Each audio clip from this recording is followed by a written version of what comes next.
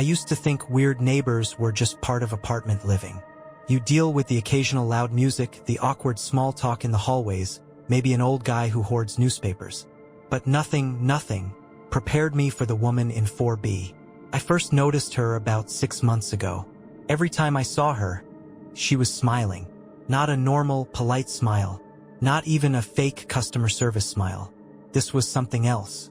It was stretched across her face like it had been painted there. Her lips pulled tight over her teeth, her eyes never blinking. Just smiling. At first, I didn't think much of it. Some people are just weird, right? She was around my age, maybe late 30s, pale skin, dark hair cut into a stiff bob that never seemed to move. She wore plain clothes, long-sleeve shirts, jeans, nothing flashy. I never heard her speak. Not once.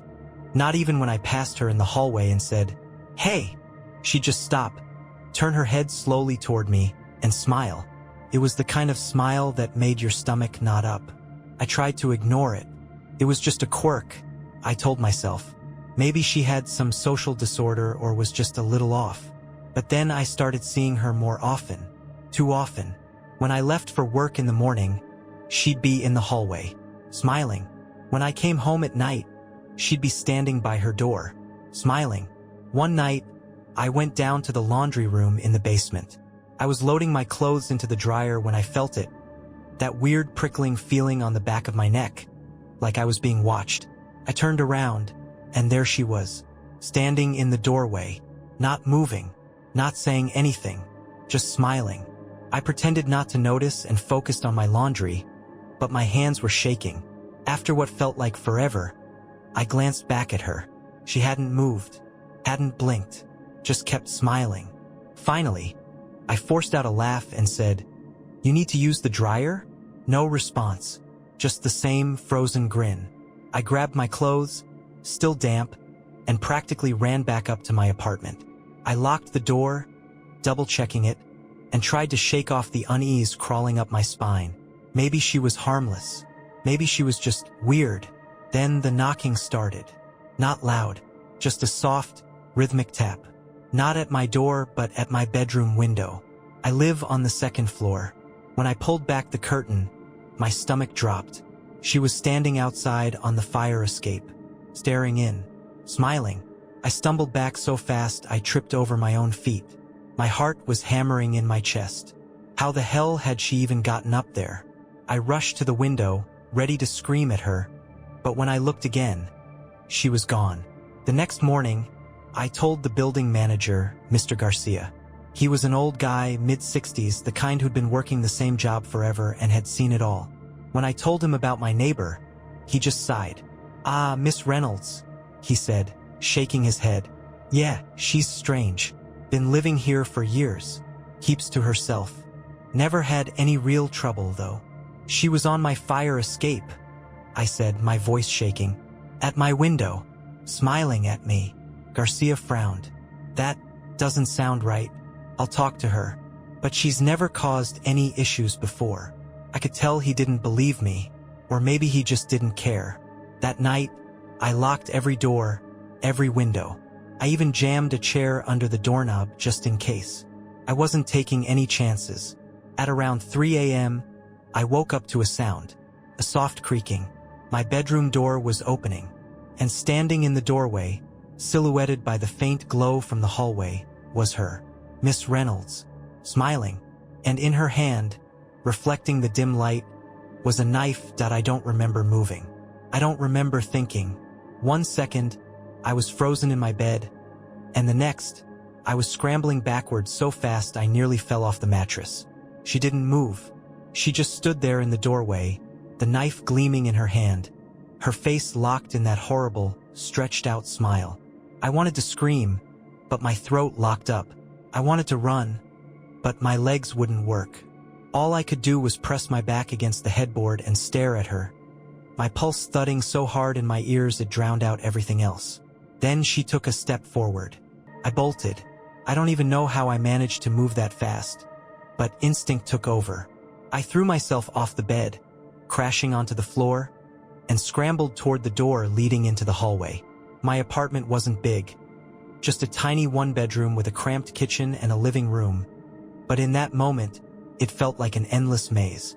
She followed, not running, not lunging, just walking, slowly, deliberately, that same nightmarish grin on her face, the knife hanging at her side.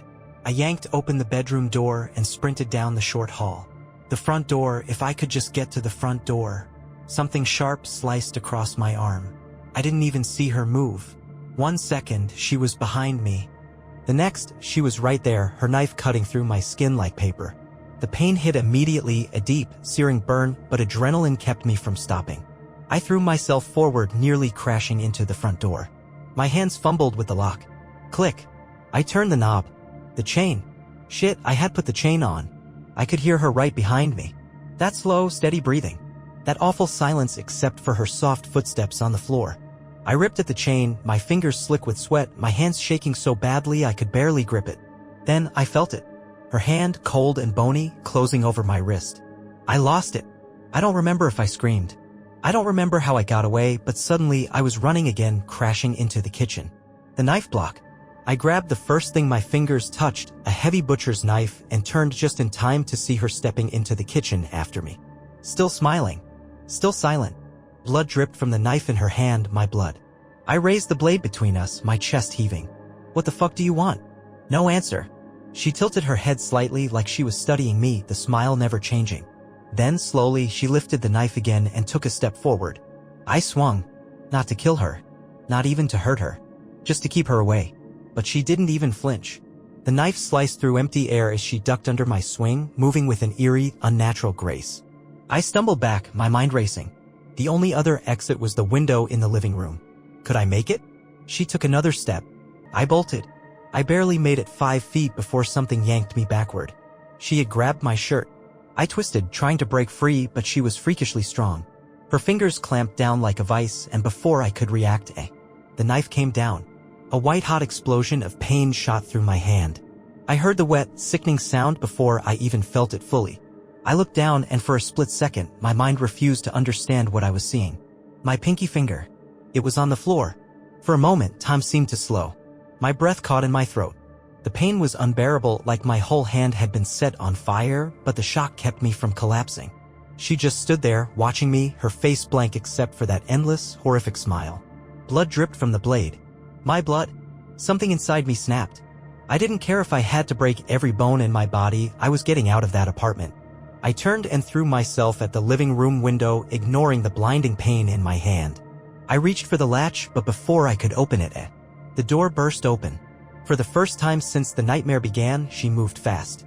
Her head snapped toward the doorway just as a voice yelled, "Police!" Drop the knife. Red and blue lights flooded the apartment. I collapsed onto the floor, barely registering what was happening. Footsteps pounded toward me. Someone was shouting. There was movement, a struggle, but I couldn't focus on any of it. All I could see was her face. Even as they dragged her away, even as the cops swarmed my apartment, even as I sat there shaking, trying to process what had just happened. She kept smiling. She never blinked. She never stopped smiling. I don't remember much of what happened next. It was like my brain refused to process anything beyond the pain and the shock. I was sitting on the floor, my back pressed against the couch, cradling my bleeding hand. A cop was crouched in front of me, saying something, but the words sounded distant, muffled. My finger. It was still on the floor. A small, lifeless piece of me, surrounded by a dark pool of blood. The officer, his name tag said Miller, kept snapping his fingers in front of my face. "Hey, stay with me, buddy. What's your name?" I blinked. Swallowed hard. Jason. Jason Carter. Miller nodded and turned to another cop. "Get the paramedics in here now."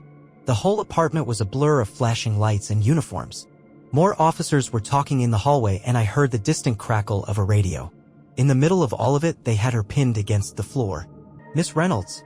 She didn't struggle, didn't scream, didn't fight. She just lay there face down, hands cuffed behind her back. Her knife, the knife, was on the ground beside her, covered in blood.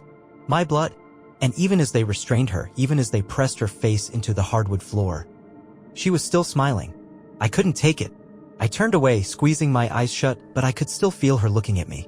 A few minutes later, the paramedics arrived. One of them, a woman with short blonde hair and a tired expression, knelt next to me and carefully took my injured hand. "Jesus," she muttered. "Okay, we're gonna get you to the hospital." Do you have the... She stopped, her eyes flicking toward the severed pinky on the floor. Miller nodded. Yeah. Bag it. Maybe they can reattach it.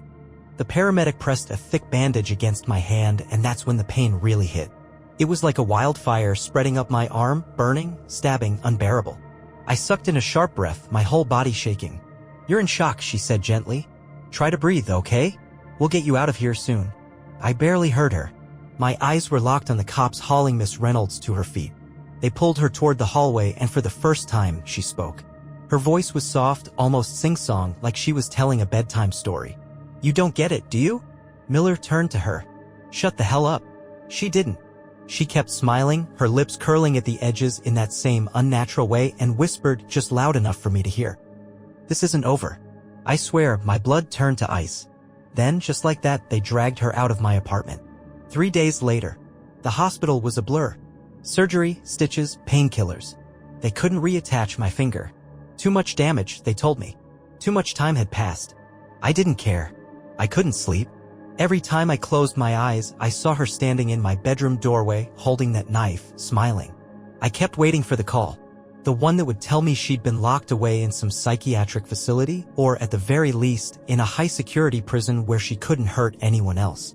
But when the call finally came, it wasn't what I expected. It was Officer Miller.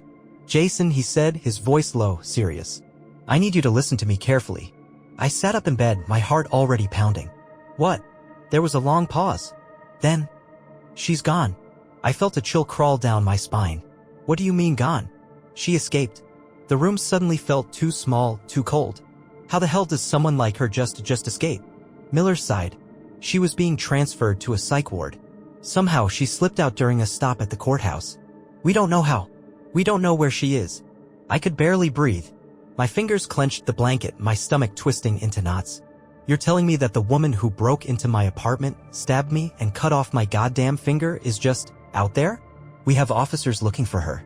That's not good enough. I snapped. She told me this wasn't over. You think she's just gonna disappear? She's coming back. I know she is.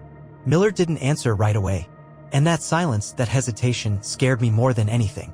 We'll keep you updated, he finally said. The line went dead. I sat there in my hospital bed, staring at my bandaged hand, my mind racing. She was out there. She could be anywhere. And the worst part? I fucking knew she wasn't finished with me. She was coming back. And this time, she wouldn't stop at just one finger. I didn't go back to my apartment. Hell, I didn't even go back to my neighborhood. The second I got out of the hospital, I packed a bag and checked into a shitty motel on the other side of the city. It wasn't much, just a cramped room with stained carpets and a flickering TV, but it had locks. Multiple locks. I triple-checked them every night. I barely slept. Every noise outside made my heart jump. Every shadow under the door made my breath catch. Every time I closed my eyes, I saw her standing in my bedroom, her head tilted, her knife dripping, her smile never breaking. Miller called me every day. No updates yet, he'd say. We've got officers checking all the usual places. We'll find her. I stopped believing him after the first week. She was too smart, too careful. The way she moved that night, the way she never rushed, never panicked, it wasn't random. It wasn't insanity. It was planned. She knew exactly what she was doing. And I knew she wasn't done. Day 12. It was raining. A slow, miserable drizzle that made the neon signs outside my motel window blur together in a haze of red and blue. I hadn't left my room all day. I'd ordered food from some shitty delivery service, barely eating. My hand throbbed constantly, the missing fingers sending phantom pains through my arm. I was staring at the TV, not really watching, when my phone buzzed. I almost didn't answer. Then I saw the caller ID. Unknown number. I froze. A cold feeling spread through my chest. I reached for the phone with a shaking hand and pressed it to my ear. I didn't say anything. Neither did they. For a long moment, there was only silence. Then a sound so soft I almost didn't hear it. Breathing. Slow. Steady. Familiar. My stomach dropped. I swallowed hard. Who is this? Nothing. Then, a whisper. You don't get it, do you? I dropped the phone. It clattered to the floor, the screen still lit up. My breath came in short, panicked gasps. I scrambled off the bed, my pulse hammering so hard I thought my ribs might crack. It was her. She had my number. I stared at the phone like it might explode, my mind racing. How the hell did she find me? I hadn't used my credit card. I hadn't told anyone where I was staying. I hadn't even gone outside except to pick up food from the lobby. How did she know? I reached down, grabbed the phone, and ended the call. My hands were shaking so badly I almost dropped it again. A second later, a text came through. Are you scared? My throat closed up. Another text. You should be. I lunged for my bag, shoving everything inside. I had to leave. Now. I yanked the door open, stepping into the dimly lit motel hallway. My heart was pounding so hard it made my vision blur. I didn't know where I was going, but I didn't care. I just knew I had to get out. But as I turned toward the exit, I stopped. There was someone standing at the far end of the hallway, just barely visible under the flickering lights. A woman. Smiling. I stopped breathing. The hallway stretched before me, narrow and dim, lined with doors to other rooms. The only sound was the distant hum of a vending machine at the far end. But I barely heard it. All I saw was her. She stood perfectly still under the flickering ceiling light, her posture relaxed, almost casual. Her dark, shoulder-length hair clung to her face, damp from the rain outside. Her clothes, God, she was still wearing the same ones from that night, were wrinkled, stained. And she was smiling. Not a twitch. Not a blink. Just that wide, unnatural grin, stretched too far, teeth bared, eyes locked onto me. I took a step back, gripping the strap of my bag so tightly my knuckles went white. She took a step forward. Slow. Deliberate. Silent. I wanted to run, but my body refused to move. My brain was screaming at me, go. Move. Do something, but I just stood there, frozen, heart hammering so hard I thought I might pass out. She took another step. And then, the hallway light went out.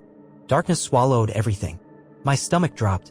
I fumbled backward, scrambling for my room, but my foot caught on something, my own stupid bag, and I went down hard. My back slammed against the floor, pain shooting up my spine. I didn't even have time to think, because I heard her footsteps.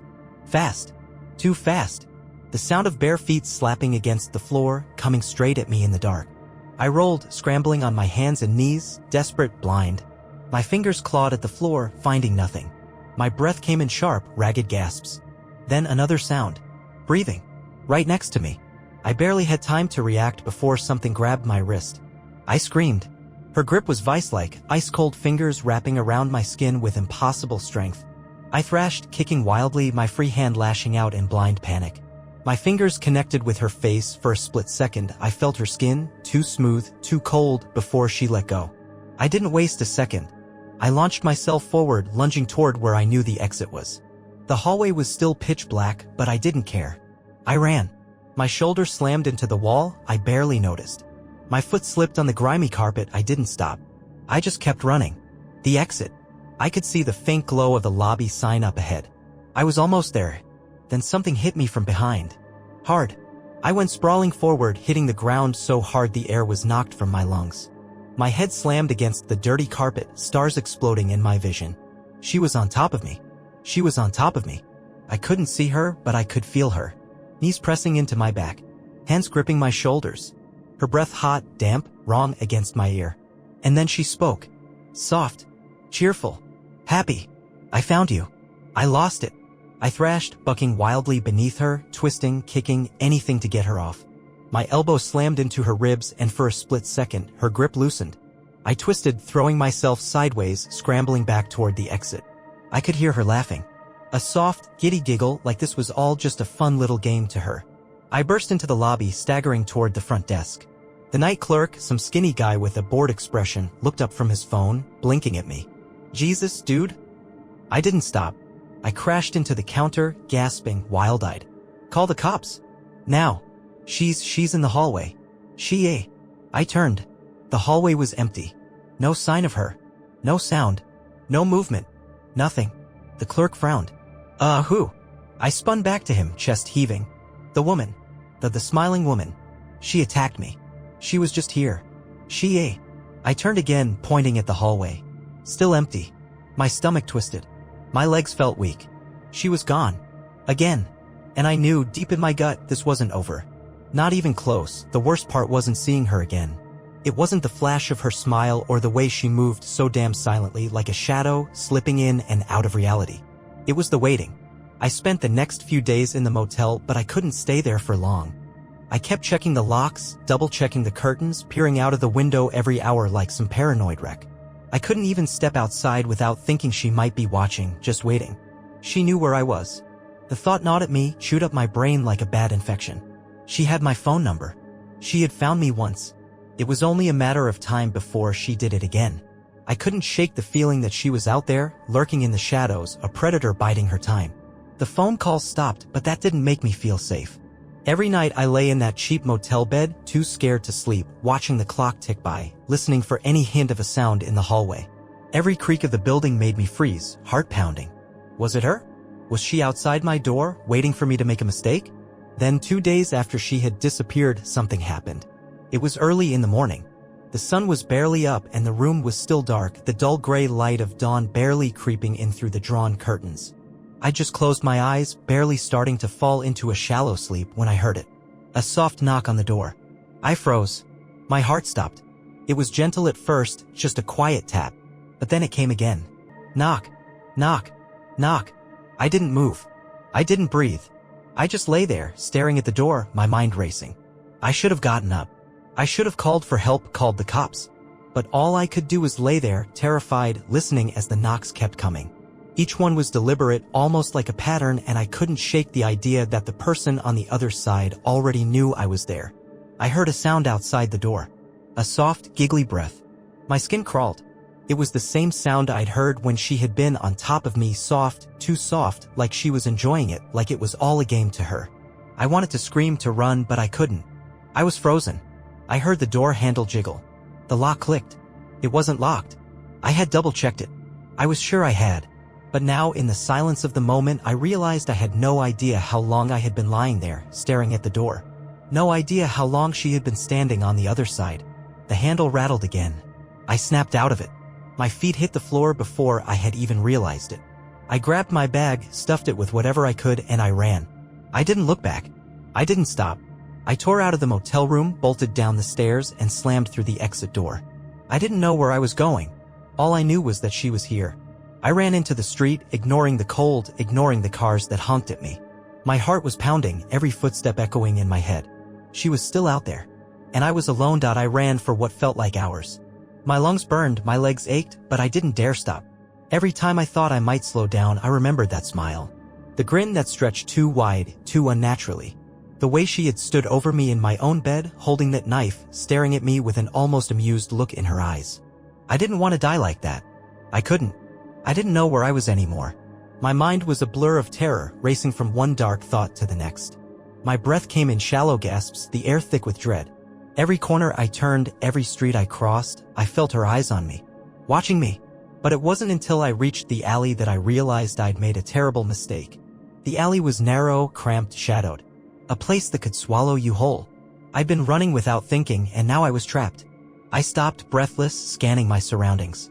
The walls on either side of me were too high, the dead end looming at the far end.